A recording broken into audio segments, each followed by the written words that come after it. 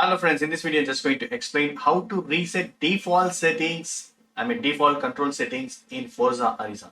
For example, if you change some settings in control, you can easily reset it. So go to settings. Under settings, right, you can see this control settings. Here, right, controller, keyboard and wheel. So you need to tap this advanced button. So tap this advanced button. So here you can see this option reset to default. Just tap this. Reset is done.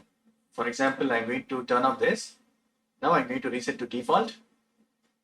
You have unsaved changes. Do you want to reset to default? Reset to default.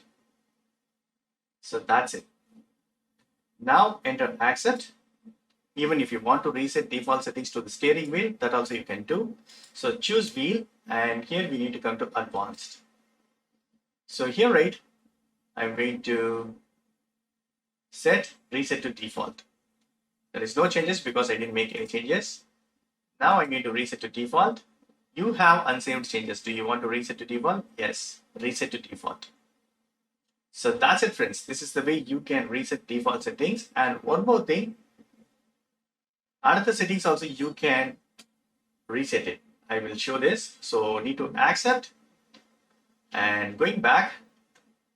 And the next thing is we are going to reset difficulty settings. Here I need to go difficulty settings. Here also you can reset it. For example, if you have chosen right difficulties and all, and if you made any changes on braking or steering, so you can easily reset it. So again, right, we need to reset to default. Choose this. You have unsaved changes. Do you want to reset to default? Yes, reset to default. Super cool. Now it's reset. Then we need to accept. Don't forget, enter accept. That's it, friends. This is the way you can reset default settings, control settings, or difficulty settings. That's it. Hope this video is very much helpful. Thank you so much for watching. Please put a comments and feedbacks in media forms. Thank you. Bye and take care.